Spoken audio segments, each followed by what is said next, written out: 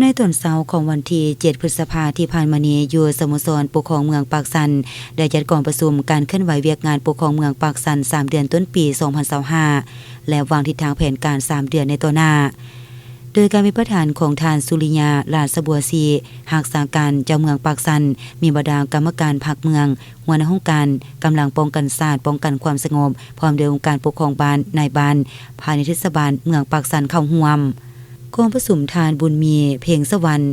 หัวหน้าห้องว่าการปกครองเมืองปากสันได้ผ่านบทสรุปตีราคาการจัดตั้งปฏิบัติเวียกงานที่ผลเด่นหอบดันประจำ3เดือนต้นปี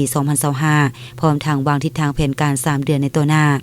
ซึ่งนายกให้เห็นด้านดีและผลสำเร็จของการเคลื่อนไหวเวียกงานในระยะ3เดือนต้นปีผ่านมา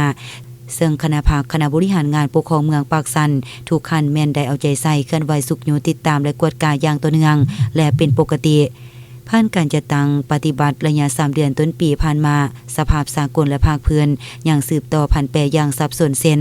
ปัญหาการเมืองเศรษฐกิจการเงินโลกภัยธรรมชาติและอื่นๆที่ส่งผลกระทบไปสู่หลายประเทศในทั่วโลกว่ารวมเฉพาะอยู่สาธารณรัฐประชาธิปไตยประชาชนลาวก็คือแขวงบุรีคำไซและเมืองปากสันของพวกเขาแม่นกำลังประเสริญกับปัญหาภัยเงินเฟ้อการระบาดของพยาธิไข้ยุงลายได้ส่งผลกระทบโดยกงต่อการดำรงชีวิตการเป็นอยู่ของพนักงานราชการและประชาชนระดับเฮา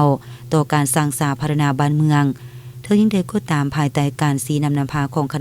ณะบริหารงานปกครองแต่ละคันโดยรวมเมืองปากสันยังสืบต่อมีความสงบเศรษฐกิจขยายตัวต่อเนื่องเห็นให้เวียกงานหลายด้านมีอันผลเด่นคือเวียกงานป้องกันศาสตร์ป้องกันความสงบใน3เดือนผ่านมาได้เคลื่อนไหวจะต่างป้องกันเวรยามตลอด24ชั่วโมงบ้านอยู่เรียบตามชายแดนและสีนำกองห้อยกองหลอนอยู่5เขตภายในเมืองซึ่งมีสภาพปรากฏการณ์ยอดทอ7เรื่องคดีอาญาเศรษฐกิจ20เรื่องคดีลักทรัพย์พลเมือง11เรื่องยาเสพติด43เรื่องผู้ต้องหา89คนหญิง21คนและอุบัติเหตุอื่นๆ10เรื่องแก้ไขได้7เรื่องพาหนะเปเพ18คันบาดเจ็บ16คนเสียชีวิต5คนรวมมูลค่าความเสียหาย537ล้าน3แสนกีบเวียกงานคงเขตเศรษฐกิจสามารถจัดเก็บรายรับของงบประมาณได้ทั้งหมด835ล้าน6แสนกว่ากีบเทียบใส่แผนการปีเท่ากับ30กว่าส่วนห้อยปฏิบัติรายจ่าย700กว่าล้านกีบเทียบใส่แผนการปีเท่ากับ25กว่าส่วนห้อยเพื่อประกันให้เมืองปากสันมีความสงบเป็นระเบียบเรียบร้อยเศรษฐกิจขยายตัวต่อเนื่องนั้น